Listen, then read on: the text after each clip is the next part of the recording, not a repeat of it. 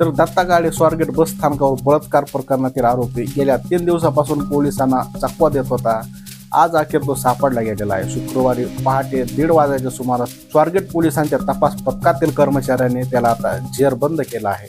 शिरूर तालुक्यातील गावातील ऊसाच्या चारीत तो लपला होता. मंगळवारी पहाटे 6 वाजण्याच्या सुमारास बलात्काराची घटना घडली होती. काउन्सिलर असलेली 26 वर्षीय तरुणी लोणंद या मूळ गावी जाण्यासाठी पहाटे 5:30 वाजता स्वारगेट बस स्थानकावर आली होती. ही तरुणी एकटीच बसल्याने पाहून आरोपीने तिच्याशी जवळीक साधली, गोड बोलून ओळख वाढवली आणि स्वारगेट बस स्थानकात उभा असलेल्या शिवशाही बसमध्ये तिला घेऊन गेला आणि ठार मारण्याची धमकी देत तिच्यावर लैंगिक अत्याचार केला. हा प्रकार उघडकीस आल्यानंतर एकच खळबळ उडाली होती. स्वारगेट पोलिसांनी CCTVच्या माध्यमातून आरोपीचं ओळख पटवली आहे आणि ताब्यात घेण्याच्या हालचाली सुरू केल्या. मात्र आता आपण पकडले जाणार हे लक्षात आल्यानंतर आरोपी दत्ता गाडे फरार झाला होता. इकडे पोलिसांनी आरोपीला पकडण्यासाठी जंग पछाडले होते. त्याच्या घरी जाऊन पाहिले, मित्राकडे चौकशी केली, पुणे शहरातील रेल्वे स्टेशन, बस स्थानक, सर्व परिसराची झाडाझडती घेतली. मात्र त्याचा ठाव ठिकाणा काही लागला नाही. अखेर शेवटी तो सापडला नाही हे लक्षात आल्यानंतर पुणे पोलिसांनी त्याची माहिती देणाऱ्याला 1 लाखाचं बक्षीस जाहीर केलं होतं. मात्र त्याचा तपास कुठेही लागत नव्हता. इकडे पोलिसांवर टीकेची झोड उडाली होती. पोलिसांच्या कार्यक्षमतेवर प्रश्न निर्माण झाले होते. दुसरीकडे पोलीस पूर्ण ताकदीने त्याचा शोध घेत होते. तपासादरम्यान त्याचं शेवटचं लोकेशन हे त्याचं मूळ गाव असल्याचं गुन्हाट्या गावात आढळलं होतं. बुधवारी रात्री तो शेवटच्या या गावातच दिसल्याचं गावकऱ्यांनी सांगितलं होतं. त्यांनी त्यानंतर पुणे पोलिसांनी या गावाभोवती आपलं लक्ष केंद्रित केलं. गुरुवारी दुपारी 150 ते 200 पोलीस या गुन्हाट गावात दाखल झाले आणि त्यानंतर सुरू झाली सर्च मोहीम. गुन्हाट गावातील प्रत्येक छोट्या मोठ्या ठिकाणी दत्ता गाडेचा शोध सुरू झाला. या गावाच्या आजूबाजूला ऊसाची शेती आहे. आरोपी या ऊसाच्या शेतात लपला असावा अशी शक्यता गृहीत धरून शोध सुरू झाला. ऊसाच्या शेतात जाऊन खबरदारी बाळगत पोलीस त्याचा शोध घेऊ लागले. जमिनीवरून पोलीस तर आकाशातून ड्रोनच्या या नराधमाला शोध घेत होते. मात्र हाती काहीच लागत नव्हतं. जसजसा अंधार पडू लागला तसतसा पोलिसांच्या चिंतेत मात्र वाढ झाली. शिरूर तालुक्यातील हे गाव बिबट्याच्या वावर असलेले क्षेत्र म्हणून ओळखलं जातं. त्यामुळं बिबट्याची भीती वेगळीच होती. शेवटी कुठलाही धोका नको म्हणून सायंकाळी 7 नंतर अंधार पडताच पोलिसांनी शोध मोहिमेला काहीसा ब्रेक लागला आणि आरोपी सापडण्याची शक्यता आणखी धुसर झाली. मात्र असं असलं तरी पोलिसांनी अजूनही आशा सोडली नव्हती. स्वारगेट तपास पथकातील कर्मचारी अलर्ट मोड होते.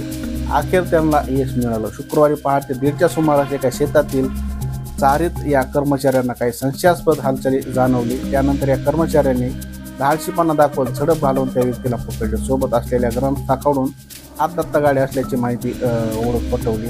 पोलिसांनी क्षणाचाही वेळ न घालवता त्याला गाडीत बसवून गाडी पुण्याच्या दिशेला दामटली. पहाटे 2:30 वाजल्या सुमारास आरोपीला घेऊन पोलीस कर्मचारी लष्कर पोलीस ठाण्यात पोहोचले आहेत. सध्या आरोपी लष्कर पोलीस ठाण्यात पोलीस कोठडीत ठेवण्यात आला आहे.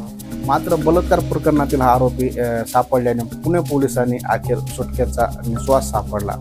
आरोपी दत्ता गाडे सध्या स्वारगेट पोलिसांच्या ताब्यात आहे.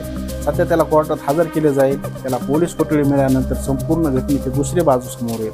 मात्र 3 दिवस आरोपी दत्ता गाडेने पुणे पोलिसांना चांगलाच घाम फोडला होता. अखेर पोलीस त्याला पकडण्यात यशस्वी ठरले. आता या प्रकरणातील तपासावर अखंड महाराष्ट्राचे लक्ष लागलेले आहे. बघा हे सापडला कसा. रात्रभर 2-3 दिवस फिरी फिरत होता ऊसाच्या रानामध्ये. इकडं फिर तिकडं फिर. वरून ते जे गाव आहे गुन्हाट गाव, तिथं रात्री बिबट्याचा वावर असल्यामुळं भ्याला असन. मग ते काय झाला, एका तशा गावामध्येच काय झाला, एका महिलेच्या घरी नातेवाईक असन किंवा भावकीतले असन, तिथं पाणी पिण्यासाठी गेला. मग तिथं ते म्हणू लागला की मला सरेंडर व्हायचंय, मला पश्चाताप व्हायला आहे, मला असंच व्हायलंय, मला तसंच व्हायलंय, माया कोण व्हाया नव्हतं पाहिजे, असं काय म्हणलं असन. ठीक आहे. मग ते त्या महिलेनं पाणी दिलं आणि तिथून तो काय झाला, पसार झाला. परंतु त्या महिलेनं लगेच काय केलं, पोलिसांना फोन लावला.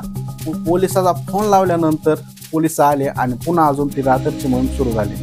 मग 1:20 ते लपून बसला होता. अगोदर कॅनलमध्ये लपून बसला होता. सगळं पोलीस झाल्यानंतर पाणी पिण्यासाठी आला. तो पाणी प्यायल्यानंतर हे पळून गेला. मग या महिलेने जे कॉल केला होता, पोलीस आल्यानंतर सगळे गावकरी आणि पोलीस रानामध्ये श्वान पथकाला घेऊन सोबत जाऊन फिरू लागले. परंतु 1:20 एका ऊसाच्या शेतीमध्ये हालचाल दिसली त्यांना आणि तिथंच त्याला पकडण्यात आलं. आणि त्याला पकडण्यात आलं. आता सध्या त्या नराधमाला पोलीस स्टेशनमध्ये नेण्यात आलेला आहे. आज त्याला कोर्टात सुद्धा हजर केलं जाईल. आणि आता सगळं लक्ष याच्या निर्णयाकडे लागलेला आहे. नेमकं काय आता कोर्ट ह्याला सजा देईल, ह्याला फाशी होईल का पोलीस कस्टडीमध्ये अजून वाढ करण्यात येईल किंवा ह्याला उमरकैद होईल